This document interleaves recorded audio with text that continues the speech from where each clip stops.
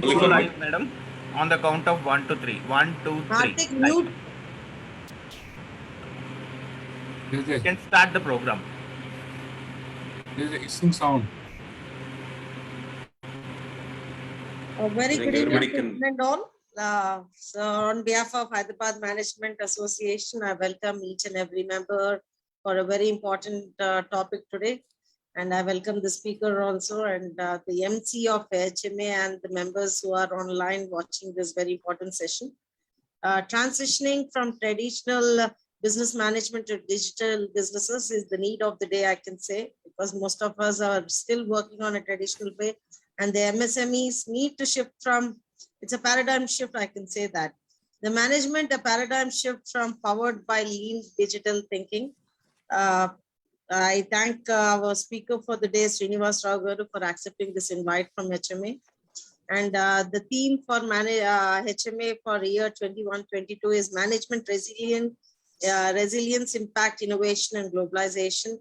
As you see, your book is rightly said, sir, digitalization is going global now. So thank you to talk a little bit. Most of us do know about what HMA is all about. So, but still, as a practice, I would talk about HMA. HMA is an association which was conceptualized about 57 years back in 1964 by few dozen dedicated people of HMA who felt the need of developing the managerial skills among the executives, management executives. And HMA does plethora of activities like evening lecture meetings like the one what we are doing. And also we get along with all the professional and academic management students to stay abreast of contemporary management practices. And HMA also does conclaves and national conclaves, and national and international also we have been doing now because our international desk is quite active. And we do panel discussions, seminars, conventions, quiz programs, and management and faculty development programs. This year, we also are adding a certificate program, sir, and Ramchandra Garu is also steering this as IRP, Industry Readiness Program. We are trying to bridge the gap between the campus to corporates. So this is again stated by our treasurer and a group of people who are really taking it forward and seeing the needed skills for the college students also today. So it is also stated by our treasurer, Jayant Naidu Garu, Ramchandra Garu, and Sri Asha Garu is the convener for this IRP. And also we started various other initiation like MSME desk. MSME is, we are partnered with Krishna Prasad Foundation Foundation with Trust for the bridging the gap between the MSME and disseminating the needed information for the MSMEs also, and it is again stated by Rajendra Krishna Prasad Garu. And international desk is to link the institutions and corporates for international universities and internships and international trade opportunities for our corporates. Besides tie up with different consulates and cultural exchange and technology through speaker meetings, this is what we do. And the social impact desk, again, we are addressing the need of the day is water again is talked in a big way as SDG. It's a sustainable development goal which is talked about all over the world now, how to conserve water. So Kalpana Ramesh Garu, who is also working with the government school and teaching at the student level to conserve water. And this has given a national, like she's also part of this Bansilal Pet well restoration. She was part of it and which has given a national recognition to us. So we are trying our best to do, and HMA is again associated with All India Management Association. I'm an associate with HMA for conducting joint and regular programs. So this is in nutshell about HMA. Since you all know about HMA, and I would request our Vice President Garu to please introduce the speaker. And we are waiting to hear from you, so how to take our businesses global with lean technologies. Thank you. Thank you so much. Yeah, thank you. Thank you, Kavita Garu. It is very nice that you have taken the lead and initiated the program for today. It will be a great pleasure on my part to welcome today's speaker, Sri V. Srinivas Rao Garu, as he is affectionately known as VSR. I think today he is the lead speaker and he'll be talking to us on the very contemporary subject of the digitalization in the market and business environment today. He presently is the chairman and MD of a company by name BT and BT, and was a chief digital officer, CDO at Tech Mahindra. He worked for quite a good number of years there. He has worked with global customers in 25 countries. He featured in Fortune 500 India as in the year 2012 as one of the rubber soles for Satyam Computers, turnaround story. Sri V.S.R. Garu is an executive coach, consultant, and an advisor to the chief executives and senior executives on business digitalization. He is author of several books. One is the Ignite the Minds to Build a New India, Software Defines the Smart Cities, and Lean Digital Thinking, Digitalization Business in a New World Order. This is a recent book which he has now brought and which was recently launched also. This current book is considered, as I've been reading some of the reviews written in the internet and elsewhere also, as one of the one-stop shop book to understand all the digital implementation in businesses and be treated as a reference book. I am very proud to announce these particular things, saying that yes, it is being considered as an excellent book and it's worth reading. He was the chairman of a Smart Cities Working Group at the Institute of Engineering and Technology, India. Currently, he is chairing an open digital innovation group of IET India. Sri V.S.R. Garu is a convener of Bureau of Indian Standards, Blockchain Smart Contracts, ISO Working Group. He is the recipient of awards from PMI USA and an invited keynote speaker, panel chair, and globally renowned technology events. His mission is to champion the cause of preparing the people and organization for the fourth and fifth industrial revolution, which we are seeing right now, the impact of industrialization. Sir, I feel very privileged on behalf of HMA to see you on a platform. In fact, we have seen you earlier, sir, but the more we listen to you, I think we feel very privileged. Several questions, mostly because this has been a very new topic and probably people in the field may find it at home, but there are many of us who probably still find that digitalization is something which is just coming in. The industrial revolution, the new industrial revolution that is being put across. Questions like how it can impact MSMEs, how this sort of digital business can overtake the traditional business, or will it take, and what are the challenges? I'm sure today, I think Srinivasa Garu will dwell on all these points and enlighten us, and I'm sure we'll be enlightened at the end of the day. So thank you, sir. With these few words, I know that your added is quite large, but these are more than enough to probably talk about you, sir, and I heartily welcome you once again.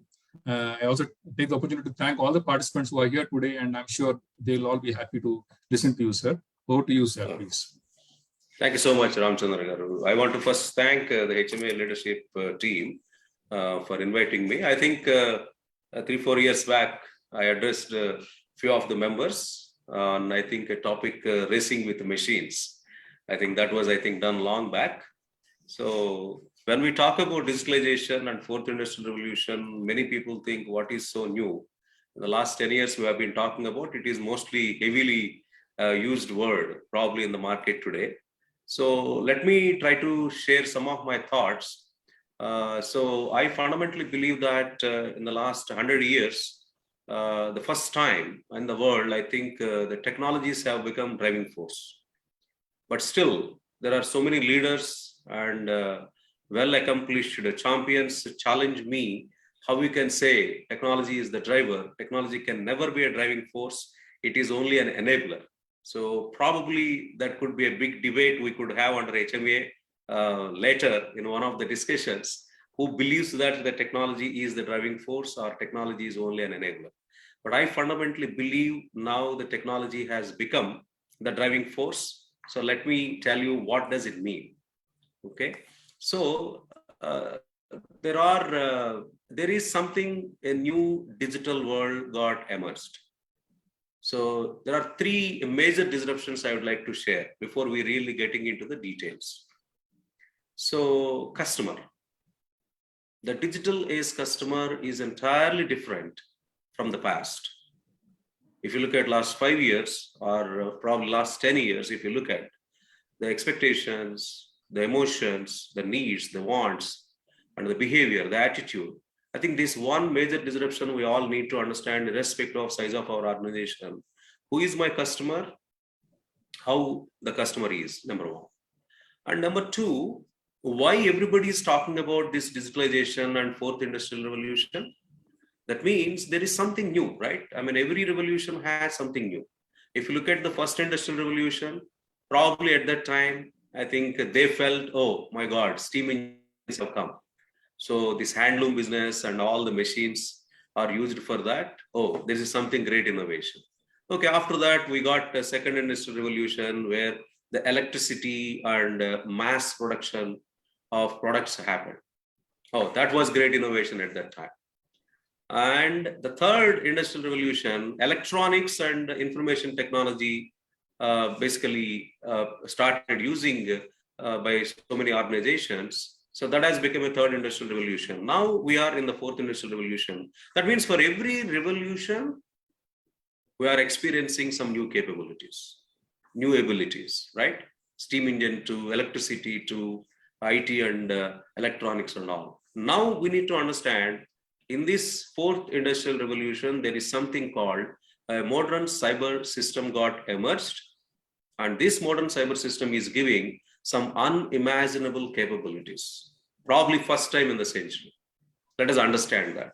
And third important part is we are living in hyper connected world. I think these three are, I can say, the genesis of the fourth industrial revolution or digitalization or whatever it is. Let me explain what does it mean. Look at here now. This I am sure most of you might have seen this image many times. But what is the message we have to derive from this? Look at here, every 60 seconds on the internet, what is happening? This is, I think, amazing, right? So look at there, almost 350,000 tweets are being sent and 510,000 Facebook messages are exchanged and 210 million emails are sent, 694 million songs streamed. Okay, so online shopping also, every 1 minute online shopping you look at here, $280,000 dollars business is happening. Okay, and 694,000 videos are viewed every 60 seconds. What does it mean? Individuals like you and me got access to everything. If you want to learn something, within fraction of minutes you go there. If you want to get some entertainment, you go to internet and play the games or see the movies. Or if you want to have a conversation with somebody, fraction of a second you can do that. All these things, when people got access, their behavior got changed. Their expectations have gone up because outside, they're all getting all these facilities. Then they come to the businesses. If you say that I'll come back to you tomorrow, or I will send you day after tomorrow, their patience levels have gone down. They don't have that much time. So the first important observation, the digital age customers, their tolerance limits or the patience levels have gone down. And the second important thing, they want to get these services and products from anywhere, anytime, using any device. It could be mobile phone, tablet, or a car console, or refrigerator door, it doesn't matter. I want to get the information from your organization, or I want to get the services from you. It's a omnipresent. And third important observation, today if you want to purchase any car or mobile phone or something, you go to internet and search the various sites and see the feedback. After all, for every movie also today, first what I do in the morning when the movie is released, I see it at around 1 o'clock in the afternoon or 2 o'clock, so you see the feedback. Oh, 3-star, 4-star and all. It is a really key influencer for us to take a decision, right? So like that, even for the products also, people are purchasing based on the feedback given by thousands and millions of people on the internet. That means the buying decisions are based on the feedback given by millions of people in the internet, not based on 1 or 2 guys. Usually we used to talk in the past. And another trend, what organizations observed from the customers is they are more knowledgeable about the products and services than the sales and marketing guys of that organization. So sales and marketing guys are struggling to convince the customer because the customers are more knowledgeable, right? So I think these are all the first important point we have to understand, whether you are MSME, whether you are a big organization, who is my customer, what are their needs, wants, expectations, what is their buying behaviors, all those things. This is the first fundamental thing we need to understand. And this is the one of the, I think, important points for the genesis of the fourth industrial revolution or digitalization. The second important thing, I think we all experienced different technologies for the last 50, 60 years. If you look at, I come from IT industry, worked with TCS, Infosys, Satyam and Tech Mahindra. But there are some people come from operational technologies. That means they basically come from probably, let us say, Siemens or Philips or Caterpillar. They basically work on machine to machine, sensors, right? Embedded software. I think that is an area where one segment of people and organizations have been working. And information technology people like us have been working to automate the business processes, getting the data, getting the intelligence from that. And third category is the communication and collaboration technologies. Today, if you look at, there are social media, telepresence, maybe metaverse, which is recently come there. So all these collaboration technologies are helping people to have a two-way communication and getting immersive experience and all. And communication technologies like 5G and the short-range transportation networks. But you don't need to get into these details. But the key message here is all these technologies which were isolated, very difficult to integrate in the past, they are got merged. The fusion happened today. They all converged. Now the intersection is called the modern cyber system. IT plus CT plus OT. If you go to life sciences industry, probably the biotechnology also come into picture, then IT, CT, OT plus BT. Okay, so multiple technologies are able to communicate today. That has given a birth to a modern cyber system. That means at the right side, if you look at, the modern cyber system is very, very, very complex. Look at here, at least 20 technologies are there in that, at a minimum, right? And fortunately or unfortunately, at least 60% of these technologies are very active in the industries. Unless you embrace these technologies, very challenging. I will explain why. Okay, so that's, I think, now as a business people, you need to ask me a fundamental question. Okay, all these technologies got merged. All these technologies got merged, and there is a new modern cyber system got emerged. What does it mean to me as a business guy? Okay, what does it mean to you? You get, when you basically build this modern cyber system within your organization, you are getting extraordinary new capabilities, which can help you to really conquer your the business world. What does it mean? So first part, you are able to provide your services to the customers from anywhere, anytime, using any device. That is because of this modern cyber system. This is a new capability which you got, which otherwise not possible in the past, right? Mobiles, social media, you can offer services. Wearable devices, you can offer services. That is number one. Number two, you can make sure that if you are, for example, for a manufacturing company, you can make the machines intelligent. That means in China, one of the companies removed 90% of the workforce from their shop floor. There are only 10, probably out of 90% of the workforce is removed. And they are working everything with intelligent things. Could be intelligent machine, which perform the operations itself, or intelligent robots in place of the human workers, or intelligent equipment and tools. This is the second important capability we got.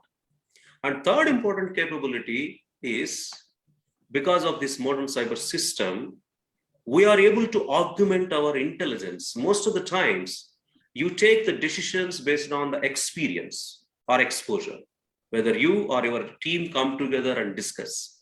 But today, if you look at the amount of data coming from different sources, when we all started the career, we used to say, oh, we have only leveraging 10% of the data available in the businesses.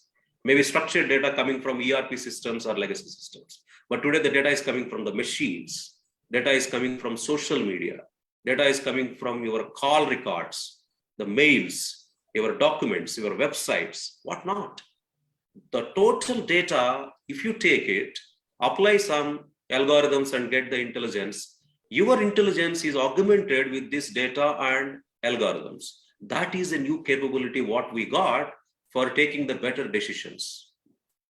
The other capability, no more human workforce. With this modern cyber system, you have to work with the digital workforce. bots or chatbots. I'm sure most of the banks already started implementing. They are removing the help desk, and you can directly have conversation with the chatbot. And robots, and of course other things are there. So digital workforce is the new addition to your industry. You need to really look at, if you want to depend only on the human workforce, dangerous. So modern cyber system has given that capability. All right, so the next important thing is, today we are all having conversation with this particular whatever the Microsoft Teams or Zoom and all. So in the businesses today, you are expected to do the business with real-time communication and collaboration. Why you need to travel? There is no need. You can do a lot of work sitting here, okay? And then you can learn remotely, and you can innovate remotely, and you can communicate and manage the virtual team sitting in different countries, right? So that capability also you acquire.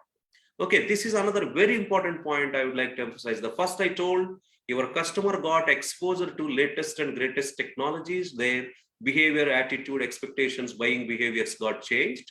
The second, I've been telling you that there is a convergence of the multiple technologies. You don't need to worry about what additional technologies are coming and adding. Only you need to worry about what new capabilities are coming in. If I don't embrace them, if others are embracing those new technology capabilities, what will be the impact on me? So the third important disruption I would like to share here is, okay, now we are living in hyper-connected world.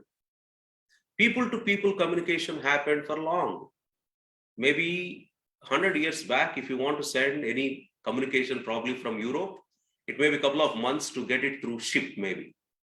But today it is instantaneous. The people-to-people are getting communicated instantaneously. Now, how it is going to impact our business if you are able to have the real-time communication and collaboration, and of course, working together. Then not only people-to-people, people-to-things are communicating. That means the machine and the human being, or a car and human beings are communicating each other today. And last but not least is machine-to-machine is communicating, car-to-car is communicating. So look at this now. We are living in an entirely different world. People and intelligent things work together. People and intelligent things probably compete each other. Probably the thing could be our boss tomorrow. A robot or a bot could be our boss. That maybe next 10 years you can see that.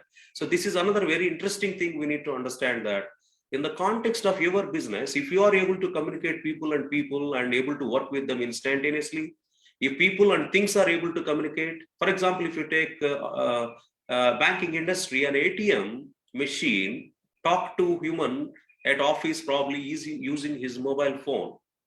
So what the person in the bank can see now, ATM machine is telling person, hey, in my ATM machine, the threshold of the cash is below the cash is below the threshold. Please come and fill. There is no need somebody to go and check whether the cash is at the threshold level or not. Automatically, the ATM is intelligent enough to tell that. Or ATM will tell that, hey, you know, my belt is getting too much of wear and tear. The temperature getting emitted from my belt is too high. Probably I may fail in the next couple of days. Please come and repair. So the ATM is telling the person, of course, they access through mobile phone, the person means. This is an entirely new world. Okay. So three things I spoke. Digitalized customer, unimaginable capabilities because of the modern cyber system. And third, we are living in an entirely new world, which is not just people and things. I have been telling some of the guys, India's population is not 133 crore.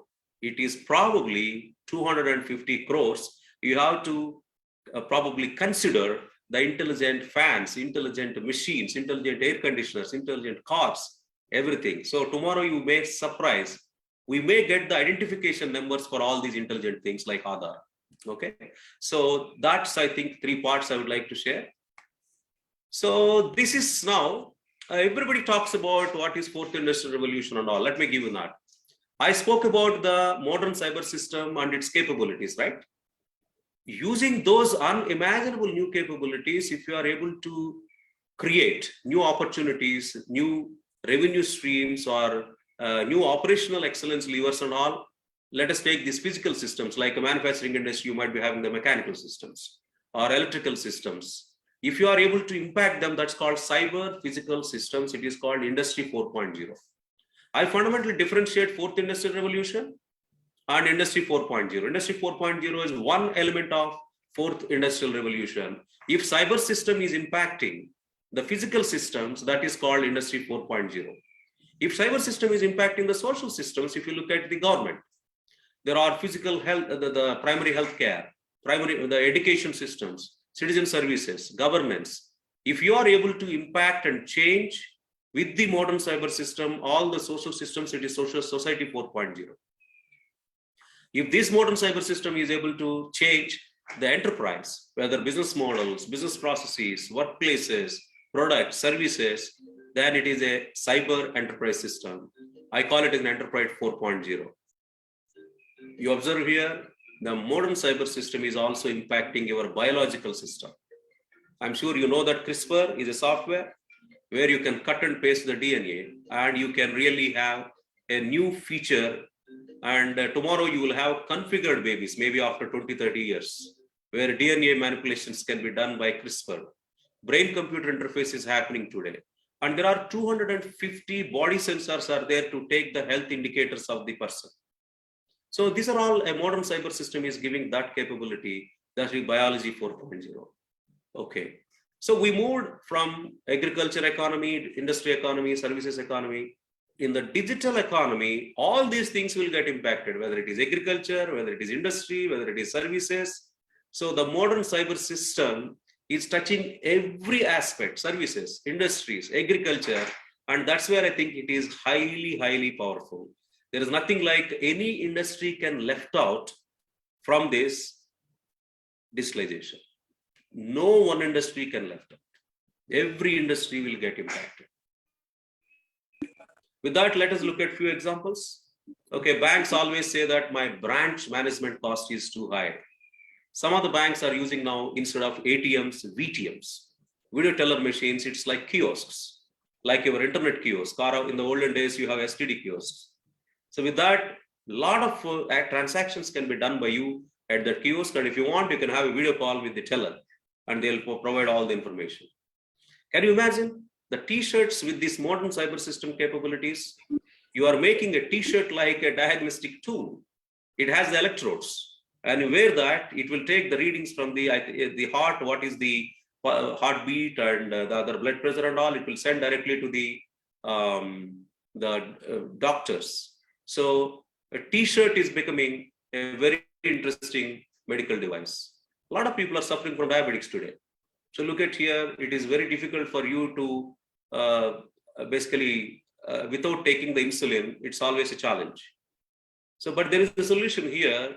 On the body, you look at there is a glucose sensor and transmitter, and that will read what is the glucose level in the body with the Bluetooth that is connected to a pump. Look at in the bottom here, right side. And that pump knows what amount of insulin needs to be pumped, and it will pump it so that the infusion set will inject the amount of insulin required into the body. Amazing innovation. It is happened because of that unimaginable new capabilities I mentioned with the IT plus CT plus OT. Complete bottling, no human being, starting from pouring the which liquid is required, and then what is that spout or a screw you have to fit in, and what is the label to be pasted on the bottle, no human being. Very interesting bed, look at here. This bed, you can regulate the temperature right side and left side. You can have hot this side and cold that side. If partners are sleeping and they want to have a different temperatures at both sides, they can have that. When you are sleeping, you can have a wake up alarm. And it will also read your sleeping pattern. Are you sleeping good or bad? And your health indicators also can be tracked. Very great innovation with this modern cyber system. Banks are now measuring your physical health with IoT devices. You have Fitbits and similar devices. They will, what exercise you have done. If you basically do a 10,000 steps plus, your interest rate will be higher. A person like me do probably 0 to 4,999. then I get a very less interest on the money I put it there. Another interesting thing here, look at here, this is a robo. What this guy is doing?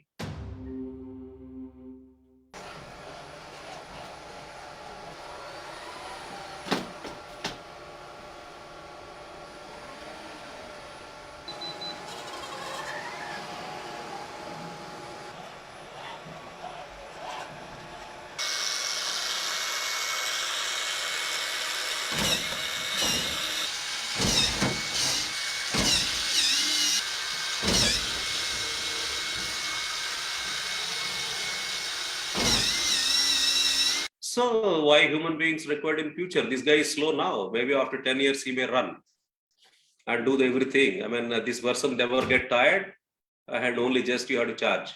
All right, so this is another interesting thing. There is something called a metaverse. So I don't want to get into this, that we can have a separate discussion. So you will get immersive experience and wherever you want, you can go. And JP Morgan opened a virtual customer launch in the Decentraland. You basically wear the VR headset. You directly getting into that launch, which is virtual within the metaverse. Then you can have a discussion with the customer service representative. Again, it is virtual avatar. So that means without even going to the bank, you are getting an experience of interacting with the bank professionals and getting all the information required. So metaverse is another interesting. So that means what? By seeing all these examples, whether it is a bed sheet, whether it is a car or a machine or equipments or a robot, whatever you see here, IT plus CT plus OT, and extraordinary significant changes have come in the products and services. So that means the technology is touching every element of business. So that I call it as a fourth industrial revolution. Okay, what customers are saying, what organizations are saying. Okay, if suppose you are not saying that, then I am concerned. Number one, hey, my God, we are sandwiched. As I said, the modern cyber system has given unimaginable new capabilities. Our friends, the GAFAM, Google, Apple, Facebook, Amazon, Microsoft, slowly encroaching into traditional industries. Google entered into automotive industry. Google entered into banking industry. Amazon entered into brick and mortar retail. Till now, they are online. They are getting into now retail stores, and they are highly intelligent, right? So don't you think now the organizations which has this modern cyber system, new capabilities are slowly encroaching, number one. Number two, the digital lizards, the tech startups, the fintech, health tech, manufacturing tech, retail tech, they're all now slowly encroaching bits and pieces of the traditional organizations. Traditional organizations which are there for 100 years, 50 years and all, manufacturing, banking, healthcare, retail, high tech, transportation, travel, all these guys are now worried. And not only that, in their own industry, who are well in advance preparing for the digital fight, they are digital savvy organizations. They are sandwiched. Unless these traditional organizations realize that my customer is different, I have to embrace a modern cyber system with new capabilities. I am living in hyper connected world. The reference points got changed. I have to be relevant. There is only one choice. I have to digitalize. Okay, that's the point number one. So we are getting sandwiched. The second is we don't want to sell products and services. This is the voice of organizations. We want to sell unforgettable moments of experience and acquire lifelong customers. We don't want to lose our customers. So like you design products, like you design services, organizations are looking for designing experience. That means the emotional needs have to be captured. And you have to make sure that the customer is happy. We want to optimize human interventions. When I said a robo is fitting the on the wall, I think you have seen that. Or something like a car is parking itself, or a machine is doing the job of the human beings, or a bot is answering in the place of the customer help desk. That means you are optimizing human interventions with the digital workforce. So using this modern cyber system and digital technologies, I want to reduce my cost of operations. I want to reduce my human interventions. Maybe my humans I want to use somewhere. For all the rudimentary and repeated tasks, let me use these bots and robots and digital workforce. And most importantly, Apollo, for example, if you look at, they are opening the primary healthcare centers in the rural India, sitting in Hyderabad, Bangalore, Chennai, and the metro places, they are able to do the telehealth care. Don't you think with this modern cyber system, new capabilities, they are able to reach the people, the patients in the rural India? That is the outcome of your modern cyber system, right? And ATMs are coming in the anytime medicines. Today, like your money, there are ATM machines being put at the villages where with a smart card, the people can take, of course, the prescription and everything is stored in that card. And on the ATM machine, you can also have a video screen. If you want to connect with the doctor somewhere in the city, you can also connect. So we need to really look at what new opportunities, new revenue streams, and what new segments I can reach. I told the rural segment I have not reached till now, probably I want to reach now, okay? Leveraging these technologies. So we want to leapfrog the traditional and digital competition. That means the traditional manufacturing companies, traditional banking companies have to ensure that they understand their customers and leverage the modern cyber system capabilities to be relevant.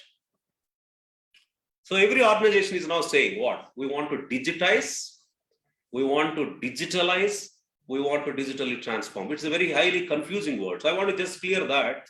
This is again, there is no standard. Somebody may challenge, okay, that's your definition, it's fine. So let me give you what does that mean. So look at this, look at this screen here.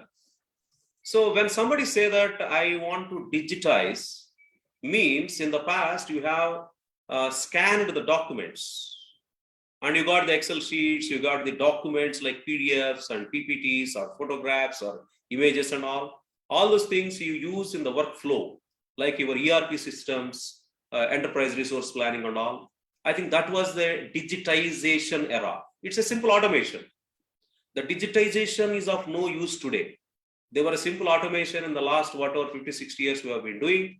And you are scanning the documents, uploading them in the integrating in the workflow, ERPs and all you are using. Now, you are adding the wrappers on the top of that with the artificial intelligence, machine learning, AR, VR, mobile, social, analytics and all. That means you are increasing the power of your process by adding the additional wrappers to LO. That means the new capabilities, whatever I discussed till now, you are utilizing that and basically changing the processes. That is called digitalizing. It's not a digitizing. I'm calling it as a digitalizing the business processes. That means when you use the new capabilities from the modern cyber system, you can change your process completely. You change the work rules, you change the workflow, you can change the business rules, you can change the alerts, you can change the events. Total process configuration will change. Unfortunately, we are not doing that. We are not leveraging the power of the modern cyber system and its capabilities. That is a digitalizing business process. But somebody says that I want to digitalize the whole operations. That means how do you digitalize the workplaces, shop floor, retail store, right? Or a service station. Today, the modern cyber system capabilities you can use and provide an excellent opportunity. The operating models are changing. That means today the decisions are not made by your experience or a gut feeling. It is made by the system. Of course, the system is giving you intelligence. It could be through analytics. Data is used. So database decisions are made. And the policies are not implemented automatically. You don't need to manually check it with blockchain smart contracts. That means the operating models are becoming very, very intelligent. The policies are implemented automatically. Your structures are changing. New roles are getting introduced, which you never imagined. Chief Digital Officer, Chief Mobility Officer, and Chief Digital Risk Officers. I mean, at the strategic level. Even at the bottom level, there are so many new roles are coming in. So that is the digitalizing our business operations. That's not enough, right? You need to have product and service innovations. I have shown so many examples. You have a bed sheet, that is a product. And you have an intelligent cars today. And services. Today, the healthcare industry or banking industry, they want to provide the services from anywhere, anytime using any devices. So that's where you need to also leverage this modern capability, cyber system capabilities to innovate new products and new services. And last but not least, if you want to digitalize the whole organization, then you also need to look at the future. You have to design. your vision, your business model, your business strategy, your business outcomes, your key performance indicators are also changing. Not the old metrics. You also need to add some new metrics to define the success of digitalized organization, right? I think this is just for your understanding. I would like to emphasize the point that the digitalization is beyond business processes and it is touching every element of your business called the anatomy. That's why I said technology has become a driving force. That is possible. In the bottom, if you look at when you have a very strong technology foundation, your CIO organization, your technology organization, if it is not geared up, if they are not ready, and if they are living in the world of infrastructure as a service, cloud, hybrid cloud, or that type of networks and some small applications, it is impossible for you to leverage the modern cyber system capabilities and bring the change in all these elements. Okay. So with that, I would like to introduce, okay, we want to have any questions now, maybe another 10-15 minutes, I'll close it, but I fed too much of information. Any questions till now?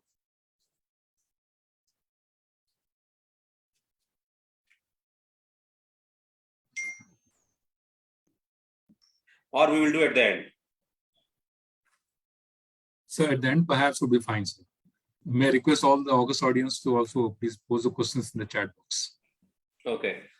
All right. Now we talked so much about justifying why digitalization is required and what new capabilities you get, what new products, new services, and it is not just processes, it is touching the whole anatomy, irrespective of small or big. You have to look at what is the anatomy of your organization and how it is. So now look at, that's where I think I drafted in my book. Okay, if anybody wants to digitalize, they have to look at this new model, the lean digital business excellence model, that is a structured approach, provide you a step-by-step process and help you to digitalize effectively. I'm sure you know that unfortunately 70% of the digitalization initiatives are failure. People may not say that to you. 70%. And if you talk about high-tech like AI and ML, 95% projects are failure. I think we have to really understand why that failure. Is it because the problem definition itself is wrong? Or is it because something your competition is doing, you are doing, not aligning to your digital purpose? Or you don't have capabilities, or you have resistance for change within your organization? Or your promoters feel that I know everything, I don't care, and they don't listen to the employees? What are the reasons? Or you don't have budget? Or you don't have leadership bandwidth? Or you fear of failure, or you are in a comfort zone? So many reasons why people don't want to move to the digitalization in a structured way. But the time has come. If you want to save every rupee, you have to go in a structured way. That's why I try to give something like, you have to look at your business anatomy into 4 clusters and 12 building blocks. Let me explain that very quickly in the next slide. So just to look at your organization, oh, my organization anatomy is nothing but 4 clusters, 12 building blocks. I have to digitalize these things. But what to digitalize? Again, so many factors will come into the picture. Digital execution with the traditional thinking ensures successful failure. You want to execute digitally, but your thought process and thinking is somewhere in the 1942 love story type. It doesn't work. So we have to bring a new thinking. Your brain has to acquire new knowledge, new capabilities to ensure that you also think digitally and ensure those 4 business clusters and the building blocks you digitalize effectively. The last part is how to digitalize. You need to have a life cycle. Anything you want to be successful, whether you want to build a product, there is a life cycle. If you want to build a house, there is a life cycle, right? So even for digitalization, there must be a life cycle. And you must have playbooks. You must have standards, templates, guidelines, tools to ensure that the digitalization happens effectively. I think this is what I introduced in my book, Lean Digital Business Excellence Model. What to digitalize? Look at here. We already discussed this. It's not just process, but you need to identify what to digitalize based on so many parameters, as I mentioned. Your leadership bandwidth, your management commitment, your budget availability, your organization culture, your organization abilities, and your competition, what they are doing, what your customer is demanding. If you don't digitalize, whether you survive or sunset, all those things you have to consider and see. Start here. Okay, let me digitalize my processes. Let me digitalize my workplaces. Let me digitalize my products. No. I think better I have a 3-year roadmap. That means the first one. You have to first define our vision, business model, business strategy, business outcomes, complete digital blueprint for next 3 years. That is one way of looking at. Other way of looking at, no, that is a big bang approach. I just want to digitalize just my services. That's fine. For all those things, you also need to digitalize your technology foundation. So this is, I think, anybody asks you what to digitalize, it's not just process or service or product. Whole organization needs to be digitalized, but this is an evolutionary journey. It may take 2 or 3 years. It's fine, but you become relevant. Then GAFAM or digital lizards like tech startups, you will probably sustain their pressure. The second one, you must acquire a new thinking. This I call it as I think you know that lean was introduced probably in 1910 by Ford. At the time, nobody called it was a lean. But 1990s, it becomes very famous. Toyota mastered in that. They gave slogans like touch the perfection. And they leveraged the lean methods and philosophy effectively, but the lean was introduced probably in the second industrial revolution. So you have to contextualize that lean thinking. And you also need to bring a new thinking called digital thinking.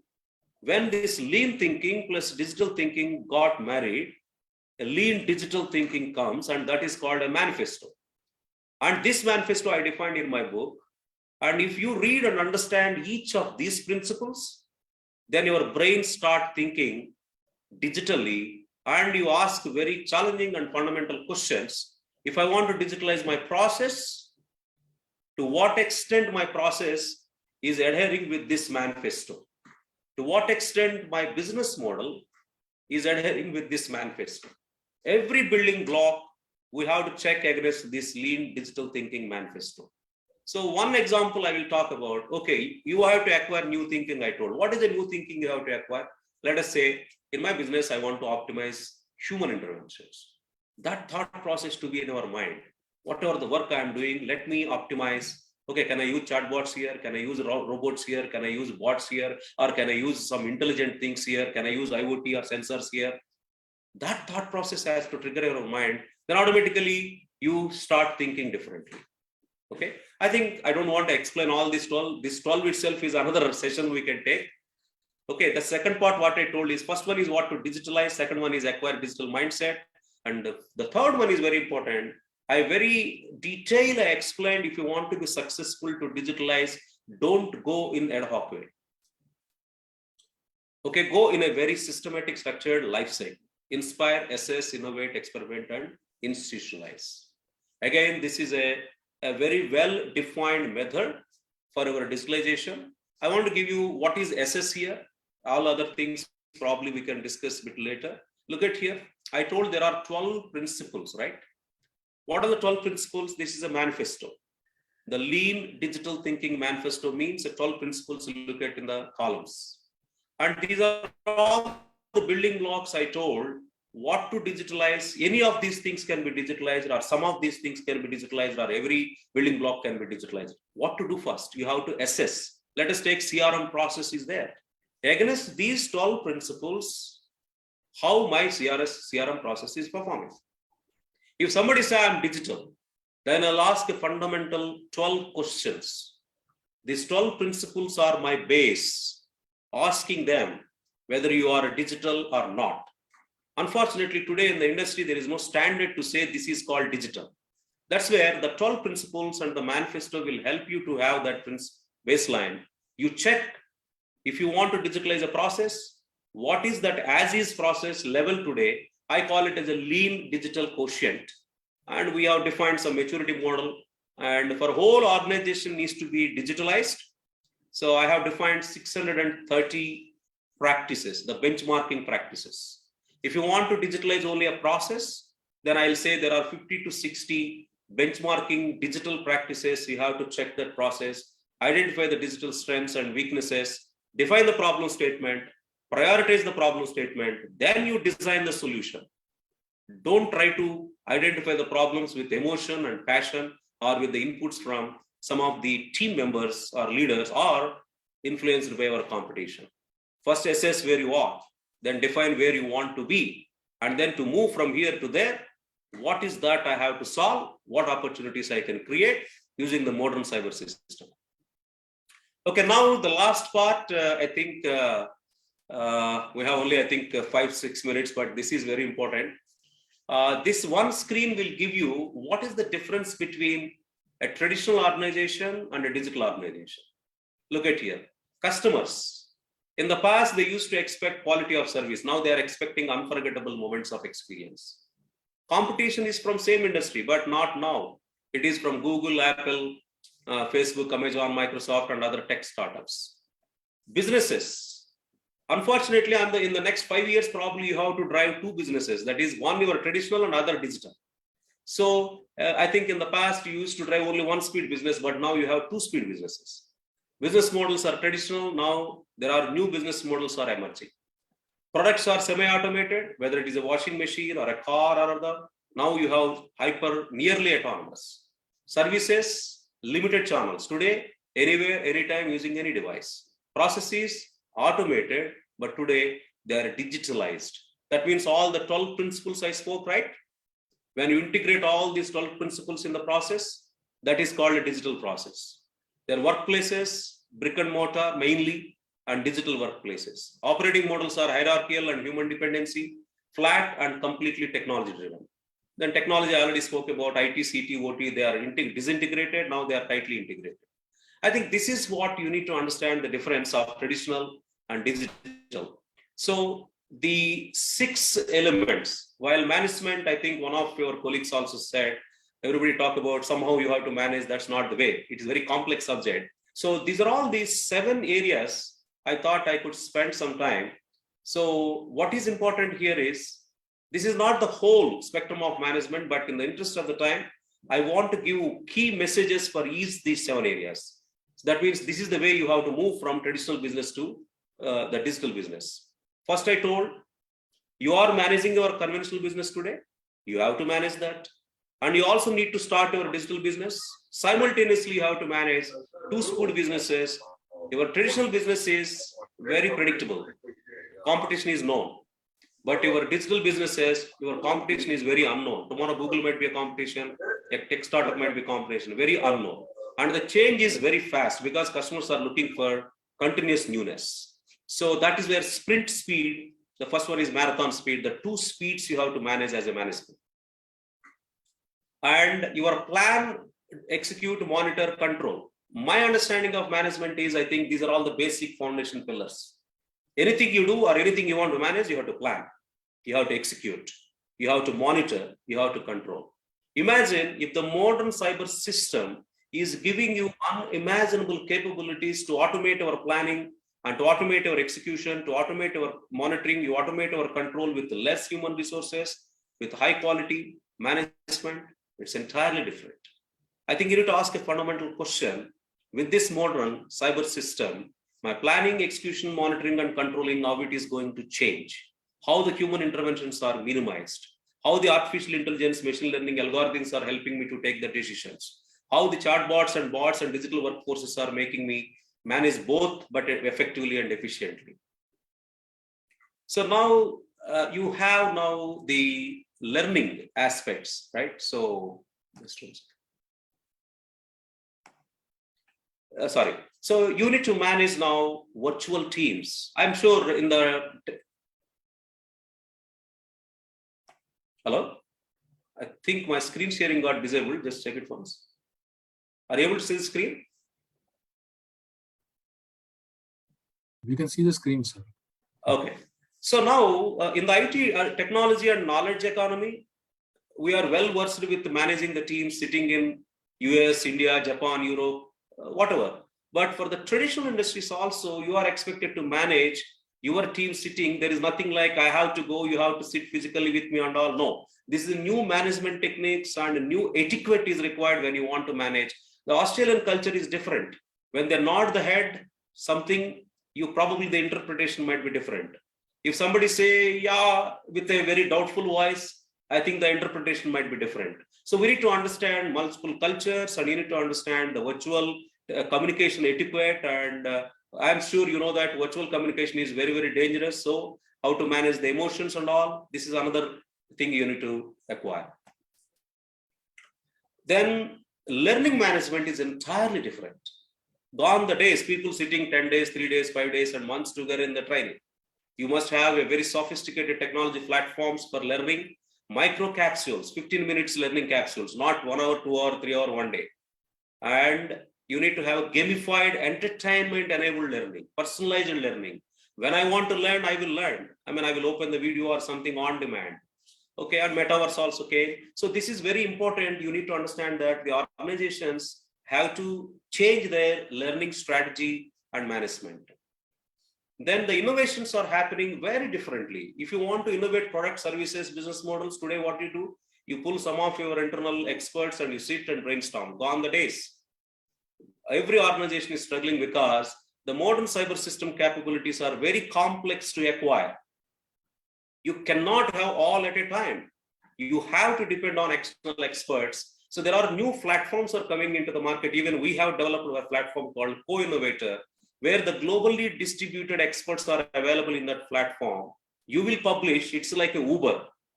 You will publish the problem and a globally distributed specialists come and give you the solution blueprint. Okay, implementation can be done by you, but you need the blueprints or designs and all. The innovation is beyond the boundaries of your organization, is called open innovation management. And your recruitment perspective, the profiling is entirely different now. Basically, there are so many sophisticated technological tools are developed.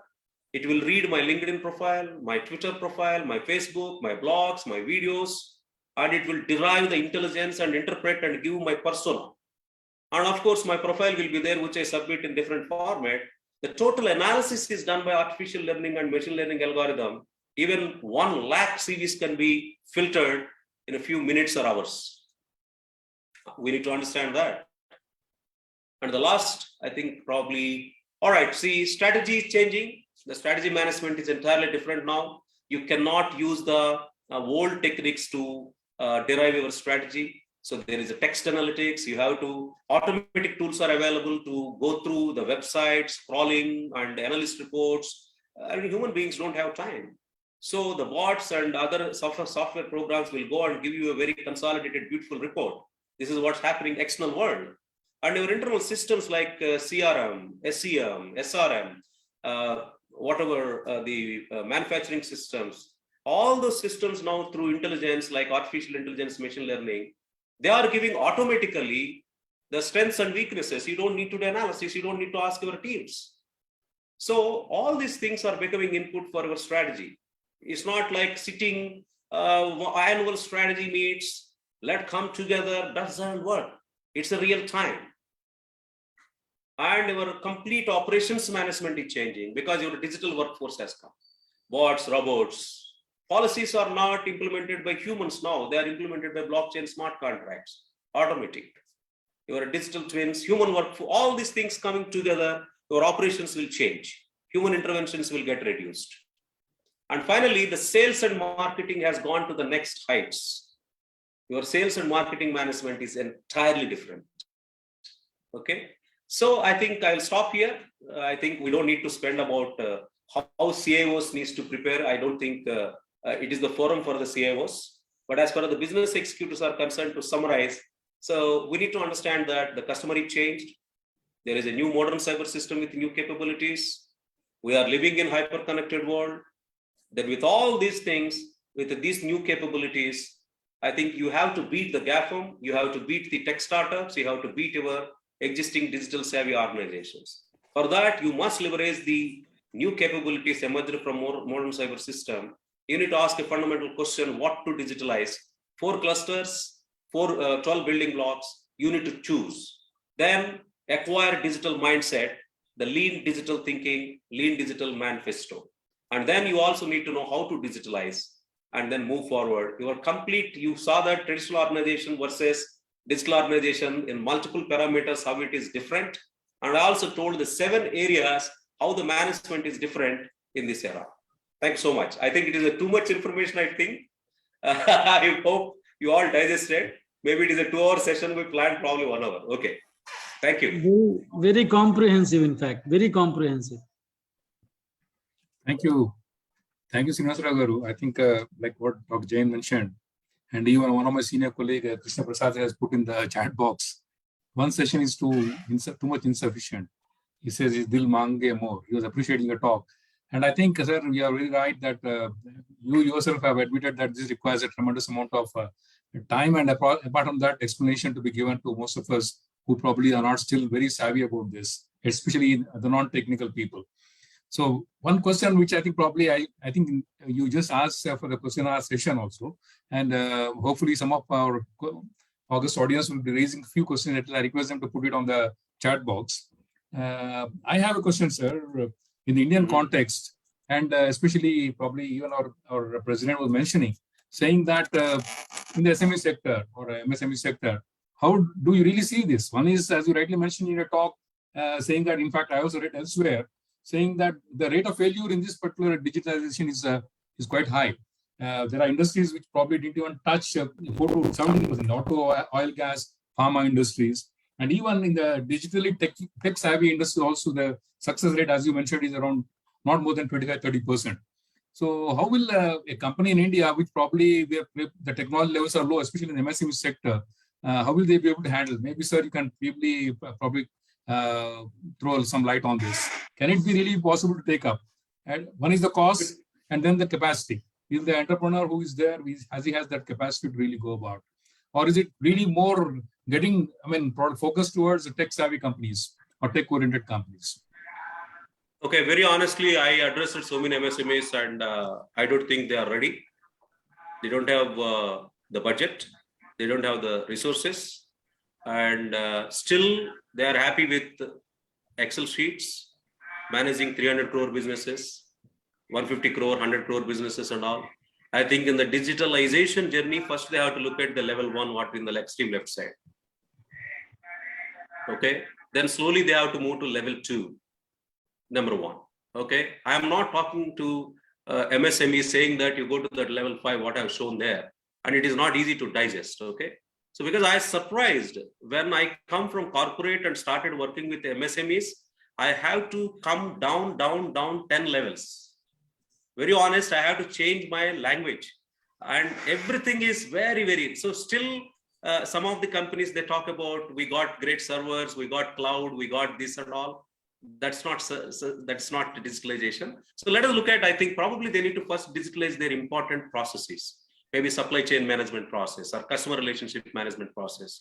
So that's first step. That's number 2. MSMEs don't have budget. They're struggling everyday cash flow. I was proposing we must form clusters. We must form clusters. It's not like every process is mission critical. There are few processes better have the platform and share the price. You understand what I'm saying? So there are some processes you just have one platform or a product, and if it costs, let us say 10 lakhs, then you form companies of 10 companies, then each company needs to pay just 1 lakh. Why one company need to pay 10 lakhs, right? So identify what all the mission critical areas are there which you can't afford to share. There are something like travel management or transportation management or XYZ management. Don't unnecessarily spend for your own. There is nothing very different. Okay, only few areas you need to differentiate. I think these 2 are the suggestions. Form a clustered approach and start small, and first fix that 1 and 2 areas. Prioritize them. Yes, I think you have answered very well, sir. The cluster approach, as rightly said, even government is focused on this, saying that you have a common facility center, probably are sharing business so that the costs can come down. I think there is some partial answer for the question for the MSMEs or to get going with this tech-savvy type of operations. One question from Sri Murla Krishnaraj is on the chat box, sir. He says that during your talk, you mentioned that using this technology, a Chinese company could remove 90% of the workforce. How did they redeploy is the question he raised. Sir, Chinese, there is no question of redeployment. They may kill or they may remove. Okay, anyhow, lighter way. So Chinese government. But if you talk about other countries, there are 2 ways. They are giving time to them to learn new skills and new capabilities to put their brains for higher order thinking skills. Okay, or they have to learn the skills to manage these robots, or they have to learn the skills to work with the chatbots. Okay, so that means new capabilities and new skills are being injected into the minds of these people and deploy. Who are able to scale up will survive, otherwise they will exit. Thank you for the answer. I think it also poses a big challenge, especially in India, because there's always resistance to change. So how does management deal with this redeployments? Because we have had cases, if you, I mean, not from the digital world, if you take the nano example in West Bengal, how a whole government got changed, where people just blocked the coming of. So same thing could happen with technologies like this, unless managements innovatively apply and see how they can redeploy the people at a fast pace. Sir, India, if you look at, thank you for that question. I always say, if there is a difference between, I'm sure you understand and agree with me, difference between project management and crisis management. So if you look at a Commonwealth Games, I think 10, 15 years back, there was a stadium. It is a complete failure. Before that, I think World Games happened. Okay, what our guys did is crisis management, but they made it successful. But they don't know how to plan it, execute, monitor, control, proactive, preventive. These are all not in the dictionary of most of the Indians. So unless there is a crisis, unfortunately, I don't think we can change. Okay, this is my experience, I'm telling you. There must be a crisis. There must be an intolerance. I don't survive. I think that's it. Some organizations will disappear. Some organizations will wake up and then take it up. So those organizations which are, I'm sure you have seen that there are visionaries, there are innovators, there are pragmatics, and there are laggards. Indians are mostly pragmatics and laggards. They are not the visionaries and innovators. That zone is very less. So I think this is something, a crisis should be created is my view. The only time will create that. I think I would agree to you partly, because during this pandemic that we have had, the amount of digitalization that has been accepted, even one of the staunch resistors like courts, they have accepted digitalization to a large extent. So I think some transformational other events have to take place before these tools get fully accepted. Can any government officer, can you ask him to give a time through Zoom in the past? No, you have to come and sit in front of me. You have to wait outside. Or any real estate president or somebody in the very traditional industries, they want physical meeting face to face. But today, see, we are able to do these calls and all with anybody, right? Even with the chief minister of state, we can do that chart today with the Zoom or a call, right? So that means, as you rightly said, there is a crisis there, the pandemic, but a business crisis should be created. The time will create that. Thank you. Thanks. I think it was a very useful presentation. Thanks. Thank you. Our senior vice president, earlier past president, sir, Ramesh Memuganti says, what are the new skill sets or degrees to be acquired by youth and employees to cater to the demand of digitalization and digital transformation? Okay, maybe answered partially, sir, but. So, sir, you have engineers, you have management students, you have arts and science students, right? If you look at, I categorize them, okay? So engineers have to acquire new skills. They have to understand irrespective of their discipline. If I'm a mechanical engineer, I should know other engineering disciplines, unfortunately, or whatever it is today. If you want to manufacture a car, in the past, we used to talk about internal combustion engine. I'm also an engineer. But today, is it enough? No. If you want to manufacture anything today, you need electronics, you need electrical, you need instrumentation, and you need computer science, you need software engineering. And the core is mechanical, right? So the first important skill, what I have been talking is, in fact, we are working on one initiative. You have to redefine the engineering and they have to acquire, in 4 years, you have to spread the knowledge of other engineering disciplines also at breadth, while you are giving the depth training in the core, whether mechanical is a core or civil is a core, that is one point. The second important point is every engineering discipline must learn the impact of technologies, right? That is the second important thing. So when come to the management side, do you think you teach the old business models? Do you think the old sales management and all techniques? Or do you think the old HR management? Do you think the old way of organization design? No. I think if you really look at the 12 building blocks, what I spoke, there is a considerable change in the way these things are changing. So in fact, we are introducing in one of the colleges, I spoke to them, you introduce a digital business administration. Don't call business administration. Okay, so the lean digital business excellence model could be a basis there. So management, they have to understand what is a new business model, what is a new process looks like, What is the new business strategy management looks like? What are the organizations I can design? How they are different from the traditional organizations, right? All those things they need to be done. And last part is, I think the law and the law students are there. Can they survive today? I mean, especially I'm talking about corporate and business. They have to understand how these technologies are impacting my businesses, what regulatory compliance issues are there, what cybersecurity issues are there, what IT laws they need to understand. There are so many new skills needs to be acquired. So I think you are absolutely wonderful, sir.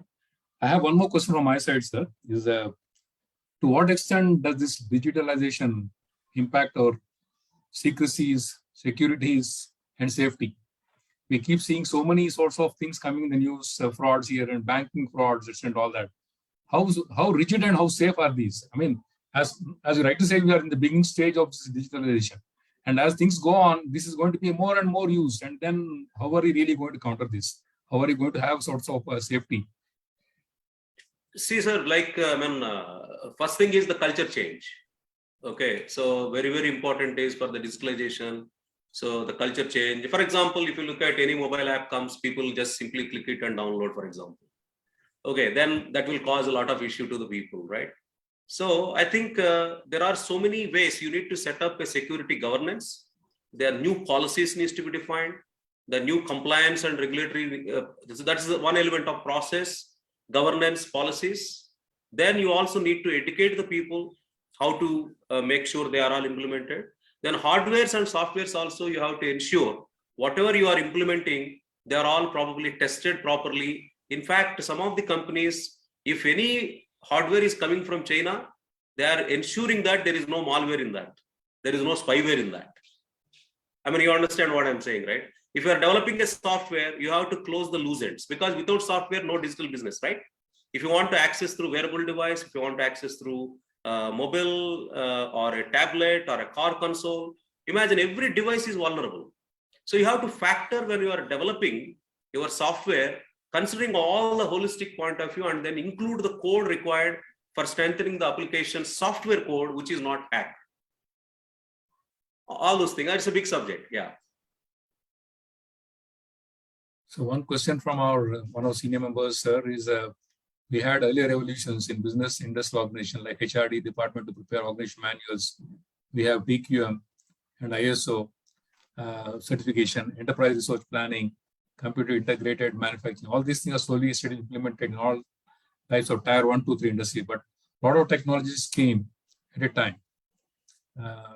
And they require high capex. Very difficult to invest in SMEs. That's I think probably once again, you're reiterating what you have mentioned also, sir. Is it only for the global OEMs? Is it possible? Probably second, at this stage, I think it is yes. Maybe, sir, I think you can add some words on that. Sir, it is like a master health checkup, and I think you have a headache. Okay, I might say that, okay, let us have a complete master health checkup, and I will see all organs, and I will find the solution and all. Or I will say just take paracetamol or some painkiller and all. Okay, I think the MSMEs cannot go with the master health checkup to begin with. I might have shown 12 building blocks. That is too huge for them to digest. What we have to do for MSME is, he or she might say that I have a problem, my customers are leaving. Just focus on my customers are leaving problem. Try to look at what new capabilities are there in the modern cyber system and solve that problem, maybe within 3 months. Show the success. After that, go to another problem. Then I think they started getting the value from the digitalization, and they realize, okay, now it has time come from now. This bottom up is okay. These bits and pieces are okay. I will design 3-year blueprint. Maybe for that, they need 2 years to experiment like this.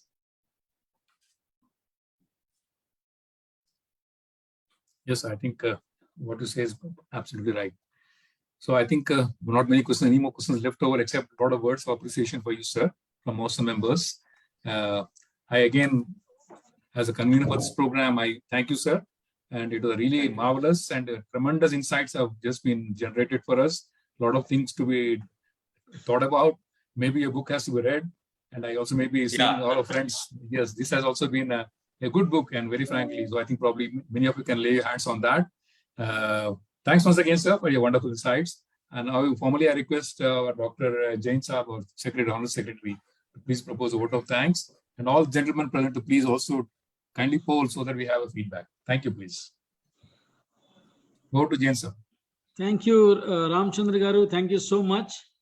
Such a vibrant and full of energy session. In fact, VSR Garu, when I was listening to you, I was reminded of Professor Sumantra Ghoshal of London School of Economics, Wow, the great. one who turned around Lufthansa Airlines in those days and shot to fame. His speaking style and the passion with which he would speak, I actually have seen that same, I would say, level of academic passion in your session today. So Thank you. in fact, you can look at an option of being a visiting professor in some of the prominent Yeah. institutions. And the topic that you have shared or talked about today, I agree with most of the feedback that we see on the chat box. This topic calls for a little more detailed treatment or detailed handling with slightly maybe a half-a-day seminar or a half-a-day workshop kind of a thing. In fact, your book can be a beginning or starting point for those who are thinking to transform their organization into a full-fledged digitalization or digital organization. And as you rightly said, there are no global standards as of now. So, for ESG, there are multiple frameworks like SASB, then GRI and so on, which also integrate SDGs, all 17 goals. But for digitalization, we don't have any framework. Perhaps this time, let India give a set of standards or your 12 principles that you were talking about and 4 building blocks that you were talking about can actually pave way for creating our own Indian standards, this time from India for the world. Think about it, sir. It's a suggestion or a loud thinking from my end. And with those words, I profusely thank you for being with us this evening on behalf of HMA, MC members, HMA President, HMA Vice President, and all the esteemed members and also the attendees today. I extend I would say, express my heartfelt gratitude for your time, your efforts, and all the knowledge that you have shared with us today. Thank you so much once again. And Ramchandra Garu, as usual, in fact, this session is also a kind of a culmination of one text message that I shared with Ramchandra Garu. And he is what he is. He is meticulous in his approach. A small suggestion and he made it happen. So thank you, Ramchandra Garu, for bringing this session to all of us. Yes. And as usual, our President Kavita Garu keeps on encouraging for all good things. She is always there, supporting big time. And all other MC members who always stand by the entire group. Thank you so much, one and all. And thanks the audience for making this evening, pleasant evening, full of knowledge sharing. Thank you so much. Namaskar. Over to you, Ramchandra Garu. So thank you so once again. Yes, thank you, Srinivas Garu, and all the August audience. It was really a great evening and very wonderful to listen to you, sir. Thank you. Absolutely. Thank you so much. Yeah. Thank Karthik, you you, can Sir close. Garu and Ramchandra Garu and Ravi Garu. Oh, Kavita Garu, namaste, please. Yeah, thank you. It's one of Yes. the best sessions. It was good, very informative. Thank you, sir. Yeah, surely, yes. Thank you, Srinivas Garu. We look forward to have you again. And definitely we'll require more of your time rather than the short 1 hour time. In spite of that, you have crammed a lot of sort of things into this. Yes. Thank you. Yeah. Thanks, Eddie. Bye-bye. Karthik, you can call up the session, please.